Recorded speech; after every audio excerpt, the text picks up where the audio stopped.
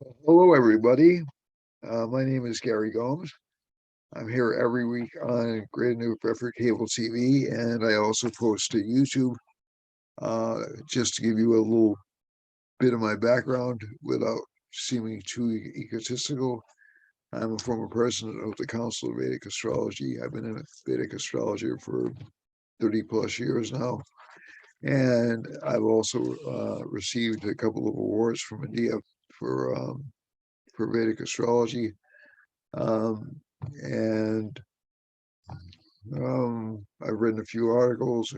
I'm working on a book on Vedic astrology, and I'm also working on additional programming for Saptarishi astrology, and also working on collaborations with Lalita and Rebecca and a variety of other people to bring you more information about Vedic astrology and hopefully we'll have a school set up shortly.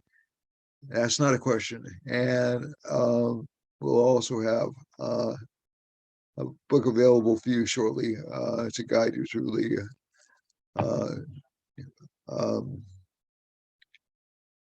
heights and valleys of Vedic astrology from the depths to the heavens. So essentially, I'm here today to talk about the week I had. I, I do that every week. I also like to talk about what's happening around the world and also what's happening in individual charts based upon your sun, rising, or moon sign. Vedic or Indian astrology, or Hindu astrology, as some people call it, or Jyotish, which is its proper name, is a part of the Vedas. So essentially, it's considered to be the eyes of the Vedas. So essentially, what you're looking at is the uh, the concept of time, the perception of time guided by the lights in the heavens. So essentially the planets and the fixed stars. So so essentially the way a chart is set up, and I do readings, and I also teach Vedic astrology individually, by the way. Um, the idea behind astrology in general is that we can make certain analyses about character and about um, events based upon the time, place, and date you were born. And you can also analyze certain other things like whether or not certain um, activities will be successful or not based upon the time the events are chosen. And also you can analyze good or bad name choices or good or bad actions to take to increase the luck in your life. So there are a variety of resources you can use for astrology. I'm not the only Vedic astrologer in the United States or in the world.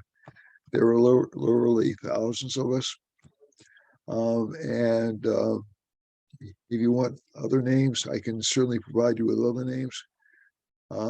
And but I do readings, and I use Zoom to do the readings, and you have a permanent record of the readings.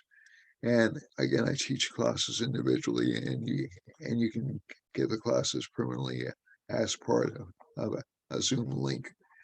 So, without further ado, also very interestingly, we will be um, having a different presentation format sometime in 2022. It may not be until February, the way things are looking right now, February or March, the way things are looking right now. But we will have a different presentation format, and we will still be able to show you the charts and I'll work on that for you. So without further ado, let's look at the chart for right now, and hopefully it will show up and we'll be able to put it on the screen. And you'll see me taking my glasses on and off periodically. I do have correctable eyesight, but sometimes it's easier for me to see the chart with my glasses off. Sometimes it's easier for me to see the chart with my glasses on.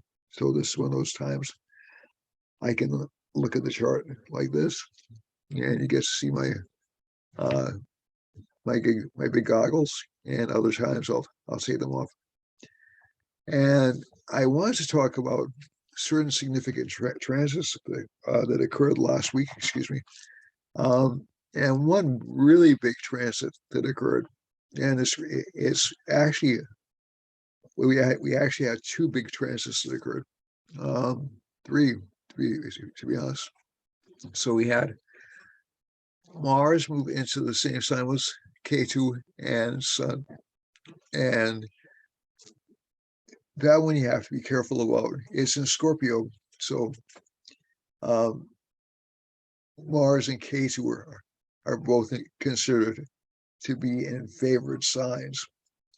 However, Mars and K2 is the south lunar node. It's responsible for solar eclipses. So we had a solar eclipse December 4th. And that particular combination tends to be a little bit dangerous, a little bit accident prone. So you have to be really careful. Also, people who have any kind of nervous system disorders or any kind of epileptic tendencies, they have to watch out for this combination, because this combination can make one more prone to attacks. Yeah, so you have to watch out for that. The other thing you have to watch out for, essentially, especially over the next 3 to 4 weeks, is the potential for accidents, because it'll be less profound after November 15th. So I'm sorry, after December 15th. So that's the good part of it. However, up until then, it'll be kind of dangerous to drive. You'll have to be really careful. I've seen a lot of people moving kind of recklessly um, during the pandemic, but this is a more accident-prone time than usual. So just be really, really careful, and also try to restrain your anger a little bit, because again, one of the things about the Mars K2 conjunction is anger can erupt like a volcano. As a matter of fact, uh, these past few days, we had some tornadoes in the Midwest that were just like enormous tornadoes. So that's an external manifestation of that K2 Mars conjunction. And essentially, so just be very careful. Just be a little bit more careful than normal during these conjunctions. I'm going to stop the share and start it again, just because I want to make sure we stop the screens sharing. I'm going to start it again. Sometimes I'll do this a few times just to make sure the screen still shares. And so just be really careful, especially up until December 15th, but even after that, even for about the time around the holidays, isn't too good for travel anyway. And also be careful about infections, especially in um, the nether regions of the body. Okay, so also just not being political. This is sort of a detrimental time for um, President Biden's health, if especially after December 15th, because of that K2 Mars conjunction, and you might see him losing his temper a little bit more, or getting more forgetful. The good news for him is that next March, K2 will be out of his first house, so he'll be um, he won't be as prone to as many um, verbal gaffes. The bad news is it'll present some losses to him. Okay, so I think this portends losses in the election in the fall, and I'll also talk a little bit about next year in this presentation, but I won't do everything. Uh, Mercury is placed in Sagittarius. Mercury is another one of the planets to change signs. And to be truthful with you, that's one of the biggest reliefs for me, because one of the things I've noticed about Mercury K2 and Mercury Mars conjunctions is they make it easy to lie about things. So a lot of what's happened over the past week or so has been about exposing lies or misrepresentations. I'm not going to talk about any particular event in particular, but that's what it's doing. However, there is a problem because Mars and K2 are still together, and there is a problem with the excessive use of force when that combination is present. So essentially, nobody gets off this. Um, no figures of authority get off looking like the good guys. No people who have been accused of lying come off entirely uh, guilty as well. But that Mercury moving into Sagittarius is actually a good thing. It provides a lot more clarity and thought. It provides a lot more of a philosophical approach to things. It makes people less um, irritable in speech, so that's good. The other thing which is really important from this chart is this Venus-Saturn conjunction. So Venus and Saturn, in Vedic astrology, Venus and Saturn are natural friends. As a matter of fact, there's a story about the origins of astrology in which indicates that the sun god taught the first being the sun god taught astrology to was Ashura Maya, who was essentially more or less a good guy. The Ashuras and Ashuras, so Ashuras are supposed to be gods or devas, and Ashuras are supposed to be demons, but it's a little more complicated than that. So Ashura Maya was essentially a great king, according to the Vedic myths. He had a large flying city, and he was one of the first preceptors of astrology. He's also sometimes equated with Varuna, Varuna, who is considered the god of the night sky or the god of the ocean. So he's sort of like Neptune, but he was originally the chief god before Indra took over in the Hindu order. This was before the Trinity, or not before. These are subservient beings to Shiva, Vishnu, and Brahma. So they're not like high level. They're intermediate level, but still very powerful entities. And Varuna is supposed to be all seeing and all knowing, and his grandson is supposed to be Shukra or Venus. So Saturn rules Aquarius. Is essentially a person and a grandchild in the same sign together, so they're friendly with each other. So this will tend to dampen down some of Venus's more arrogant or prideful positions, and it will make people work harder. So this is good for financial security, financial stability, care in buying things. It'll also give a little bit more caution in starting new engagements or new relationships. So that's good from that perspective. On the negative side, it also puts a little bit less enthusiasm into relationships. Now, this Venus, I told you in a previous broadcast, Venus stays in this sign and it's about to go what's called stationary direct.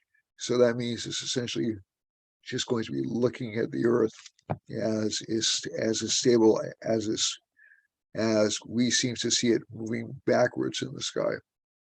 So it's moving forwards and now it's going to move backwards. So What that means in plain English is relationship plans, relationship life may be stalled a little bit for about a month and a half. And it's also not a good time to enter into a new relationship.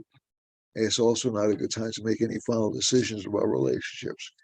It's and there are some astrologers who say actually this can give some problems with people in positions of authority, but I think that this is more not people with positions of authority, but people losing their jobs.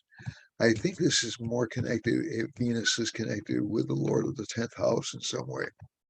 And the 10th house is a house of career. So I don't think it applies to everybody, but just be a little careful work-wise, because people who liked you previously may not like you very much for about a month and a half or so. Also, Venus is the karaka for vehicles and home, so there may be some delays connected with home life and also with vehicles.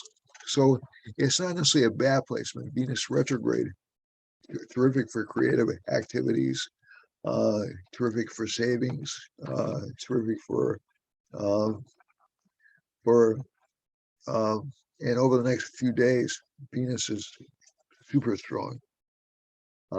It doesn't really turn retrograde until around December 18th to December 19th, and it'll be super strong until around December 21st, because it seems to be looking straight at the Earth. So essentially, the retrograde period is not really. There's nothing that says you can't engage in any of the activities I said you shouldn't engage in if Venus is retrograde. It just means you're going to have to reconsider or redo some things later on. That's all. So retrogrades are kind of retrogrades are what I call delay makers. They're not really prohibitors, they're delay makers. So let's say you really love this person and this person asks you to marry them. It'll probably, and if you say yes, it'll probably make the marriage delayed or obstructed in some way, but it won't necessarily deny it. So again, I think a lot of people get really, they overplay retrogrades. Retrogrades are important, but they're not deal breakers. And Jupiter's in the third house, so that's actually not a bad placement. It will make people who have really strong Jupiters or really strong um, uh, Sagittarius or Pisces seem a little bit uh, timid or overly polite, but that's not really such a bad thing. And the chart we're looking at right now, Rahu is in the first house. So that indicates there's a certain amount of panic or uncertainty about the future of the world right now, and especially about the continued luck of the country. I'm going to tell you, within about a couple of weeks, you're going to see a lot of that panic go away. In terms of viruses, that's a sixth house matter. So essentially, we're looking at the variant, the Omicron variant for Corona, and that's ruled by Venus in this chart. This is, from everything I can tell astrologically, a fairly mild virus. The first ones that came out occurred when Saturn and K2 and Jupiter and Mars were essentially pushing the virus forward. Venus is a milder planet. It generally rules over allopathic medicine. They'll find allopathic cures for this one pretty quickly. So I'm not really extraordinarily worried about it, but there will be a certain amount of fear because Venus is with Saturn. The other thing is Jupiter's in a good sign for finding cures, so I expect to see a lot of good things happening in terms of cures. over the next 6 months or so. And I've said this many times before. Mercury's in the 8th house. There'll be a lot more investigation, a lot more research, especially into crimes or criminal activities, and especially into government over the next few months, over the next month or so. And the Sun K2 Mars conjunction in the 7th house. Be careful what you say about around relationship partners, because that'll be a potential problem area. So just be nice to each other, be polite to each other, even if the person really annoys you, and you'll get through this fairly, pretty much in one piece. The moon is in the 11th house right now as we do this chart. So that actually indicates some kind of gain or fulfillment of desires for most people, and especially in career matters, because it's ruling in the 10th house. It's in the Lord of the 11th house is in the 10th house of career. So you see some excellent gains financially over the next few weeks. So the chart is not a bad chart. If we're looking at potential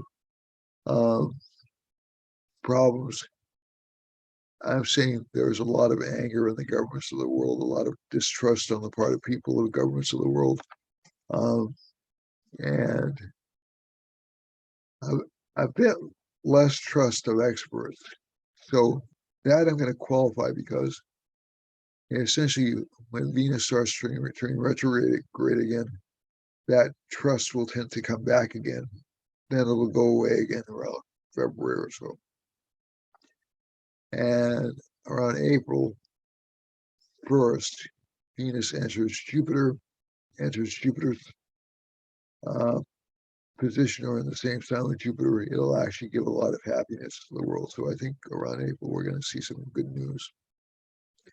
The other things I want to look at, I just want to look at the preliminarily the January 1st chart. And this is just a quick scan, because we'll look at several different charts for the year.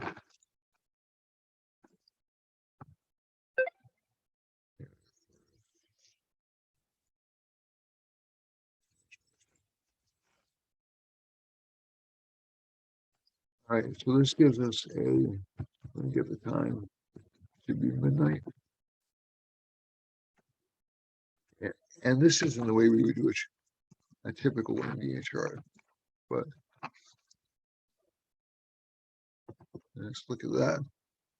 All right, so we have a Virgo Lagna, or a Virgo rising sign. A lot of risk taking in 2022. A lot more people are going to be very upset, very aggressive in 2022. Sun and Venus are in the 4th house. A lot of activity in opposition to government, but no real overthrows of government, indicated by this chart. Jupiter's in the 6th house, very good for cures for diseases. Saturn's in the 5th. So a lot of continued worry about inflation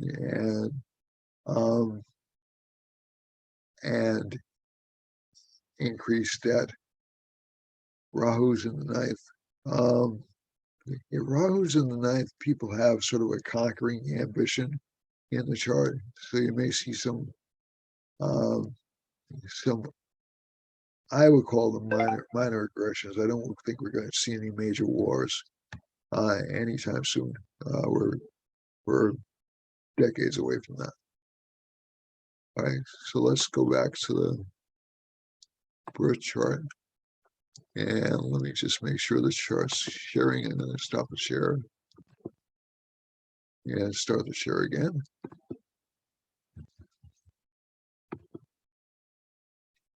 So this is a brief prelude. I'm going to focus a lot more on next year in the next couple of weeks. Okay, so this is like a brief prelude. And let's do this now chart.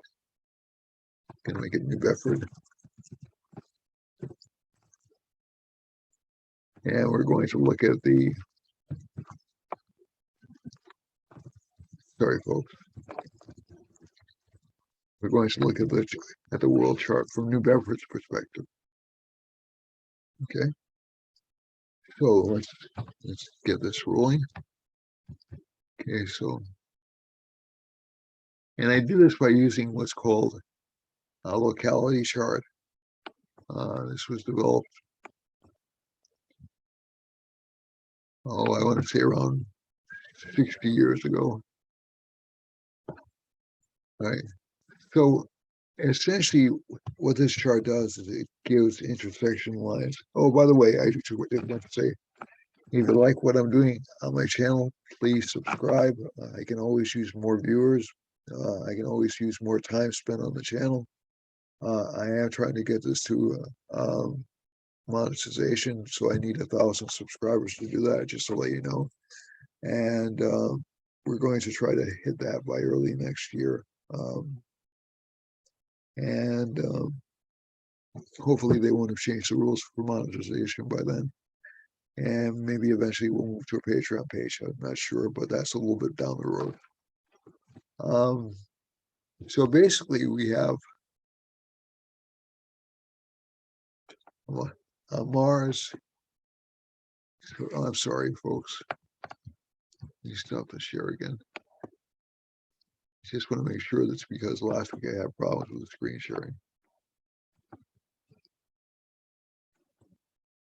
All right, so we have Mars close to Hawaii, which and in the Aleutian Islands and in Western Alaska, excuse me.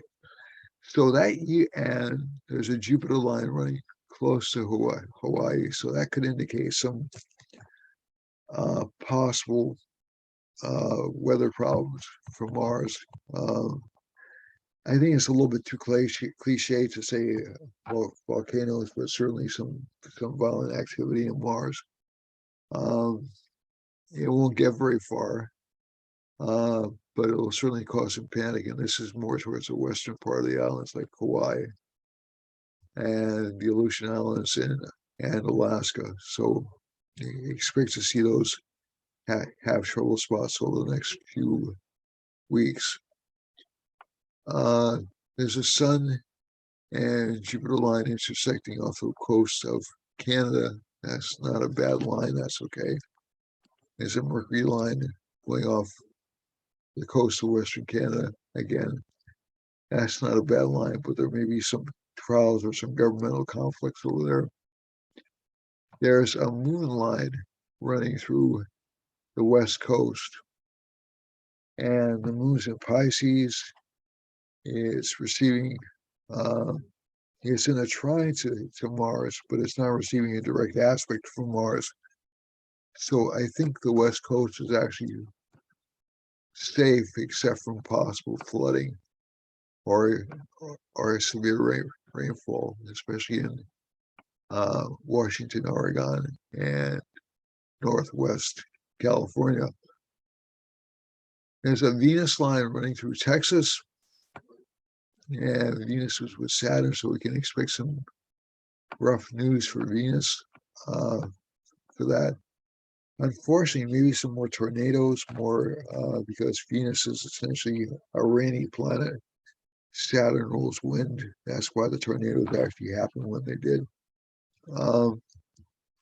And this entire belt over here in the United States, between roughly, I have to look more carefully, roughly North Dakota and Ohio, and Indiana, excuse me, looks like it's potentially dangerous for weather. The other thing, you have a Mars line running through Kentucky and Tennessee, so that's people down there should watch out for destructive storms. And that line runs all the way through Florida, so there's a strong potential for that. Jupiter's going over Massachusetts, which is not bad, but that indicates more medical issues. And let's see now. and it's also next to Connecticut. There's nothing running through DC right now. So that to me indicates a pause in the proceedings in DC. There's a Rahu line running through, looks like Colombia, Paraguay, Uruguay, and Brazil. So those parts of the world will have panic, probably due to sickness. And there's a Mercury line running through Rio de Janeiro and a Sun line, not through Rio de Janeiro, excuse me, through the closer to Sao Paulo and the Moon line. So there can be some bad weather conditions. One of the reasons I'm emphasizing moisture is because both the Moon and Mars are in watery signs. So that's not, that's kind of a problematic placement for damage to water. Venus isn't really involved with anything except for it looks like the Azores and possibly Cape Verde and Western Africa. So that line is relatively benign. And it's heading up um, through Eastern Australia. But I think one of the things we can expect is essentially Venus's primary signification is rainfall. So a lot of the factors in the chart tend to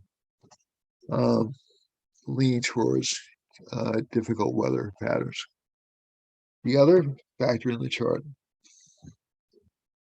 you see right here is Saturn's running through West Africa, so there can be drought or some problems with food distribution in Western Africa and also in Portugal.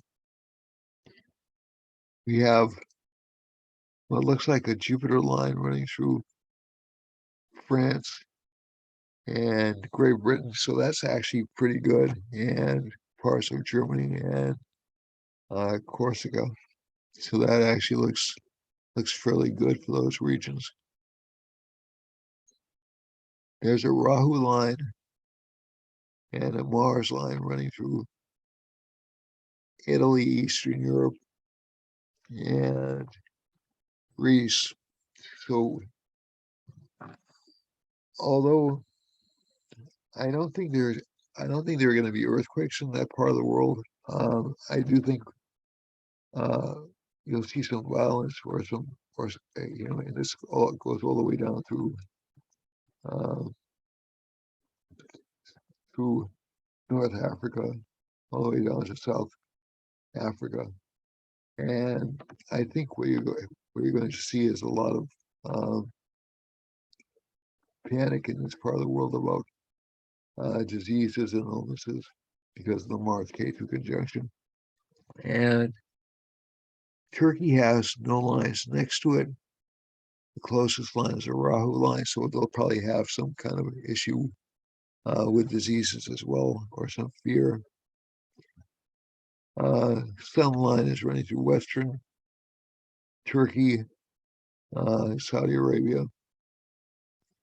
So those parts of and also through Russia. So I think what we can expect is to see some covert operations or even some military buildup in those parts of the world.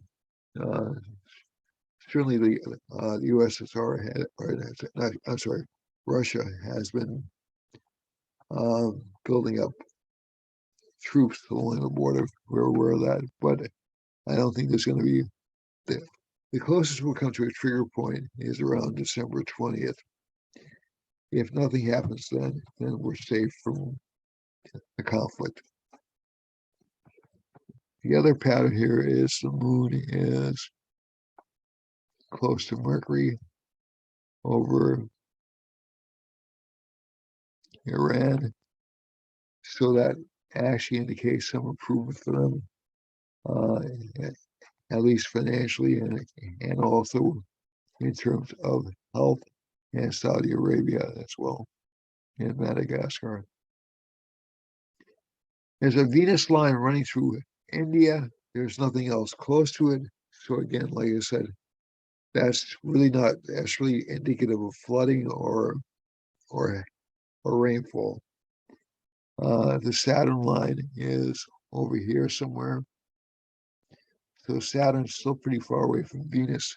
I'd expect to see problems connected with water increasing a lot over the next few weeks, and then pulling back, and then coming forward again over the next couple of months. And Jupiter's passing over China, so that can indicate a lot of their health issues, but they will be kind of bellicose, kind of aggressive towards areas off their coast. And Indonesia can also expect some violence. Finally, Sun and Mercury are in Australia and New Guinea, and I think one of the things you'll see, at least from this chart, is Australia will start to come out of its problems over the next few months.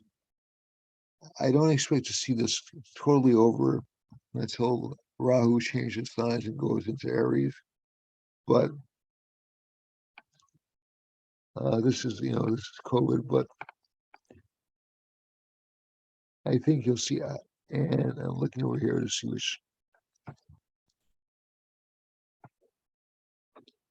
So that's the Saturn line running close to New Zealand. That could put some strains on their economy. So I'm not expecting a lot of changes over the next couple of weeks. I am a little bit relieved is the wrong word. I feel a little bit more secure with Venus, especially with Mercury in a different sign. But again, it is a time to exercise caution, either in work life or in travel life, because status can be affected if Venus is negatively impacted. So just be careful how you comport yourself over the next month and a half or so, or 2 months or 3 months or so, especially on the job, because if you want to keep your job, it'll be a challenging period. If you don't care about keeping your job and you want to quit, now is probably a good time to do it, but I would think about that. I would think about my financial resources and plan a little bit. Okay. All right. So we're going to move to the individual signs on the chart. Excuse my face, my big face.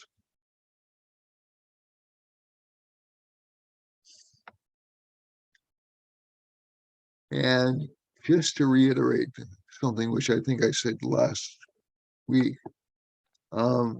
essentially, the chart is in what's called a Kalasarva Yoga. That is, all the planets, are between Rahu and Ketu. Now, except for Mars. Mars is, and Moon will move out, but pretty soon Mars will be within that axis. So what does that mean in plain English? Well, basically, it frustrates ambitions, it frustrates plans, it frustrates in general. So every planet is a little bit fearful as it heads towards Rahu, because Rahu swallows up the moon. It swallows up our thoughts.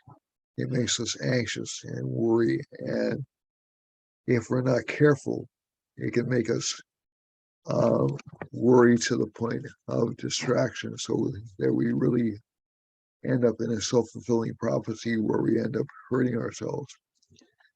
So it's just a good idea to be extra cautious.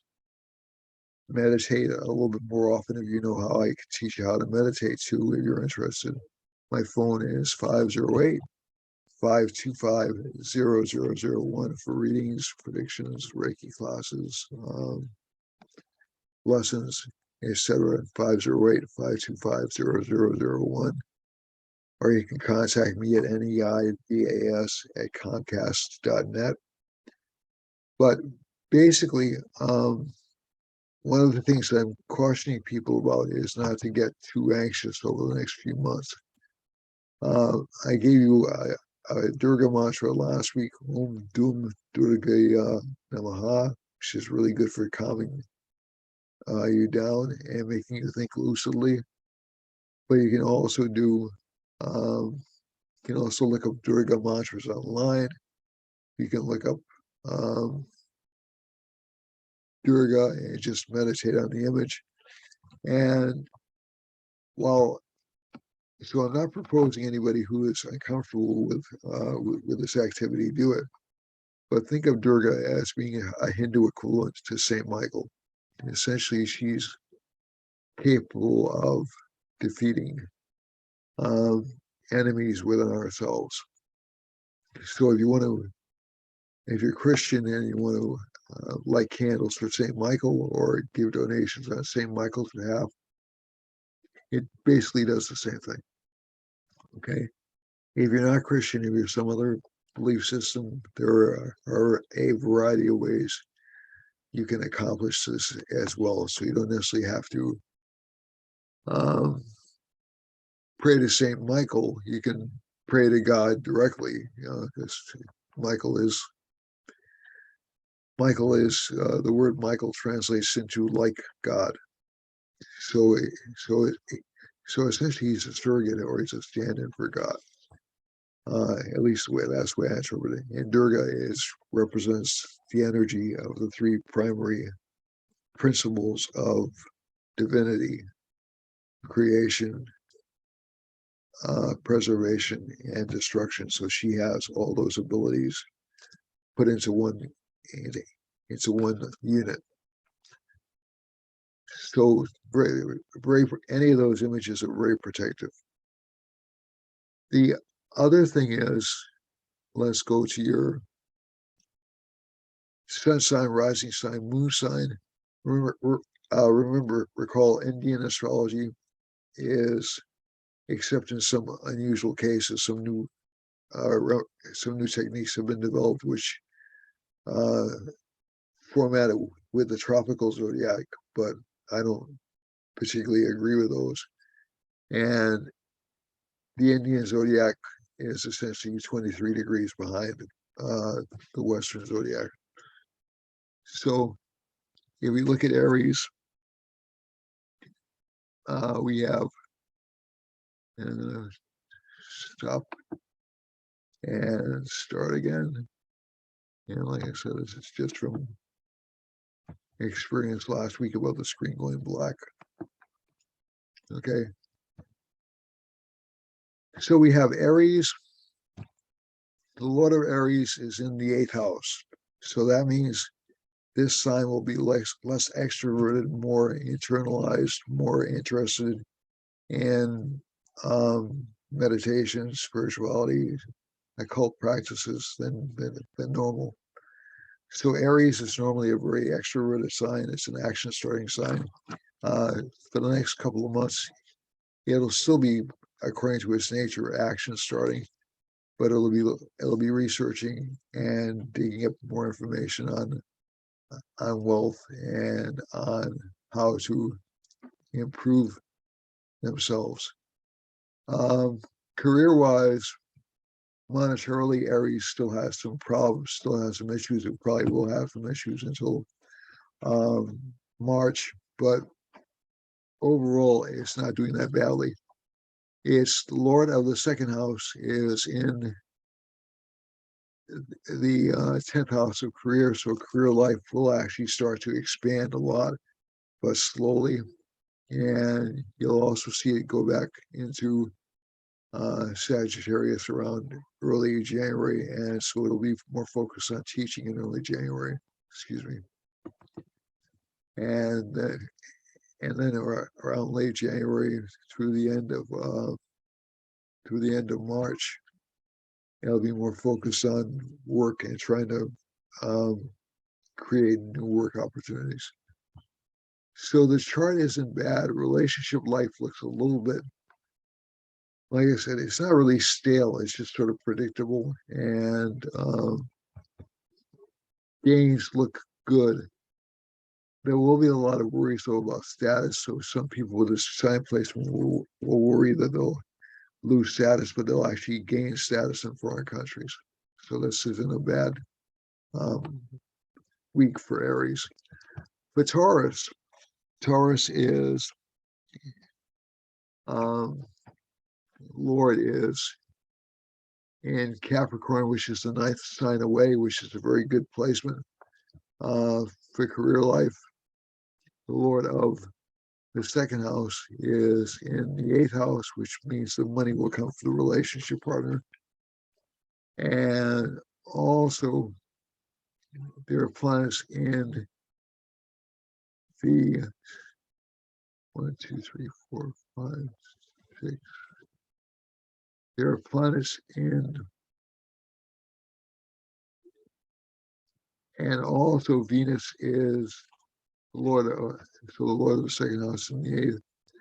And a lot of focus on relationship life this month, a lot of potential for arguments. As I said, this sign is more susceptible to these than other signs are. Scorpio, likewise, when we get to it, I'll explain that to you a little bit. And basically, but career-wise, and even opportunity-wise, career-wise, even monetarily, this sign is going to do great this week. But the big fly in the ointment is relationships are not that great. So the relationship partners will be critical, difficult to understand, just cross in general. For Cancer, for Gemini has Mercury in the seventh house, so the signs focus will be on relationship life. They'll be interested in marriage, interested in linking up with somebody who has similar ideas to them. And the sign that's lining up in is Sagittarius, so they're going to want somebody who's mentally or physically compatible with them. So Sagittarius is an athletic sign, and the sign's interest will be drawn more towards athletic people, aggressive people. The second house Lord is in the 10th house. That's good for career expansion. It's only a short-term career expansion, but it's still good for career expansion. And overall luck is good. The other placement we want to look at is Sun, K2, and Mars in the sixth house. Again, difficult for illness, some problems with the government. Maybe the government will want more taxes from you. And Saturn and Venus in the eighth house indicates some financial gains from spouse, but slowly coming. So it isn't like the relationship partner will give you a lot of money and say, don't worry about it. It'll be like, I'll give you a little bit now and a little bit later. But overall, this is a good chart. Rahu's in the 11th house. Rahu's in the 12th house. So again, a lot of expenditures for this chart, especially on entertainments or on what they call secret pleasures. All right. Cancer has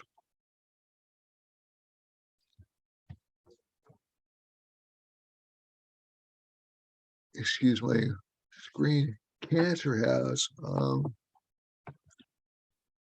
Lord of the first house and the ninth house, which is considered very fortunate. Rahu's in the 11th house, will give well-known friends.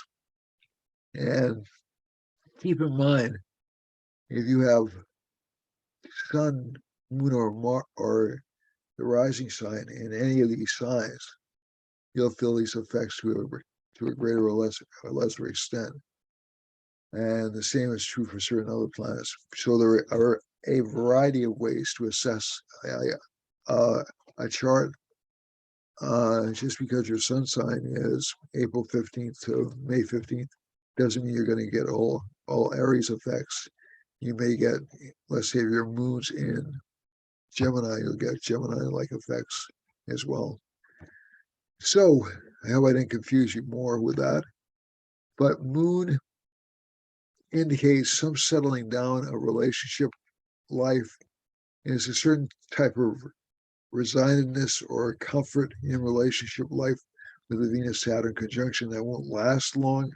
It'll last for about a week, and that's about it. Then it'll seem to go backwards again. But it won't really be that catastrophic. It'll sort of give you an idea on how committed the relationship partner is. The other thing is, children will be a little bit problematic or a little difficult, or maybe even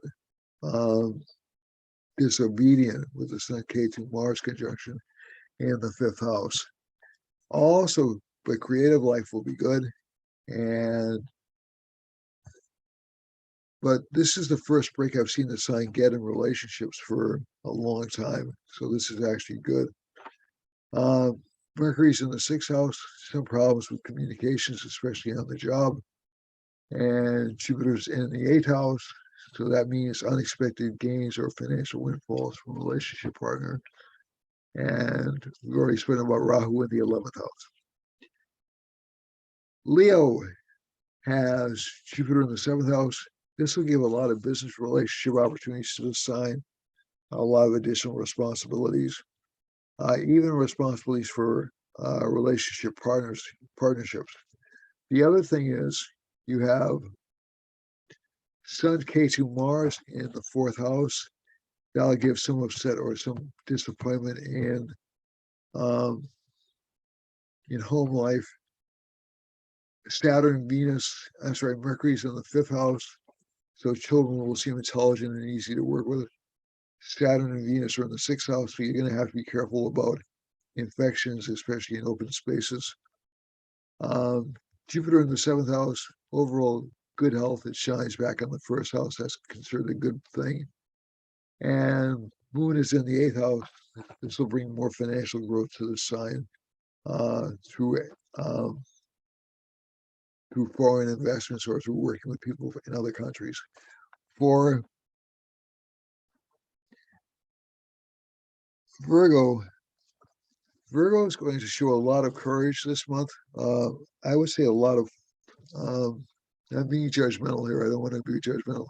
A lot of foolish courage because it'll feel like it's clinging on to the past a little too much and it's willing to take on new challenges, but is struggling with a need for security with the Venus-Saturn conjunction in the chart. So that's one of the big conflicts it's encountering this month. So it wants to take a chance and try something new, but at the same time, that love of security and stability, sort of like a way to cling on to the past, will hamper it from taking new chances. That'll be gone within about 2 months, but I still wouldn't recommend this sign make any major changes in life until April. There are a variety of reasons I say that, and I would say even June, because there are a variety of reasons for that. But I just think that given this combination of Rahu in the ninth house and K2 in the third, it'll be tough to get along with bosses, but your bosses may shift. Some bosses may retire or may resign. It'll be an interesting time. Mercury's in the fourth, so this can indicate some progress being made in home life and educational life. Saturn, Venus in the fifth, very creative, very concretely creative. So a lot of the things you've been putting on hold that you want to put into action, you'll start to put into action. Jupiter's in the sixth house. Again, some risk of illness, but not really major. And seventh house, some change in relationship partner or change of focus in relationships. So this looks interesting. For Libra has no planets in the seventh house, but the seventh lord is with K2 and Mars and the sun. So relationship partners will be a little bit absent-minded, a little bit bossy, a little bit tough to deal with. And that'll go away probably within about a couple of months. They'll also have some health issues, some essentially what I would call some unseen health issues for their relationship partner. Mercury's in the third house. The sign will be exceptionally polite. I would say exceptionally clever, just because Mercury will teach you how to negotiate and be helpful without seeming to be pushy. Saturn and Venus are in the fourth house. That does give some delays in construction style projects, but also does tend to give help um, in academic matters. Jupiter's in the fifth house, extremely creative over the next few months. So if you're interested in writing a book or interested in doing anything creative, now is the time to do it. Moon is in the sixth house, so career life may be a source of anxiety over the next week or so. Don't worry about it so much. There's not much you can do about it anyway. So just enjoy the ride. For Mars, Mars sits in the first house. So we've spoken about this before. So some anger connected with the sign, some dissatisfaction with relationship life. Again, wait until April to do anything relationship-wise. Good speech, intelligent speech. Saturn and Venus are in the third house. Good courage towards pursuing what you want. Good educational opportunities and good authorship opportunities. For Sagittarius, Sagittarius has Mercury in the first house, Venus, Saturn in the second house, Sun, K2, Mars in the 12th house. So essentially what that means is there's going to be a lot of expenditures connected with work life and with travel. And also the Venus-Saturn conjunction indicates the person will be both thrilled with life and disappointed by the weight that it imposes. Jupiter's in the third house, very diplomatic place for the sign. Moon is in the fourth. Good for change of residence, and Rahu's in the sixth. So again, be careful about health issues. Saturn, Venus for Capricorn rising. Saturn and Venus are in the first house. Jupiter's in the second. Moon's in the third, and Rahu's in the sixth. So again, be careful about health matters. It's not that there's any major illnesses coming your way. There are any major illnesses coming your way, but I would just be cautious and try to attend to parts of the body like the liver and the kidneys. And Moon is in the third house, so this gives good potential for diplomatic. Jupiter's in the second house, good for money, and Sun, K2, Mars, good for money in the 11th house, but you have to watch out for illegal activities. Mercury's in the 12th, good for trips.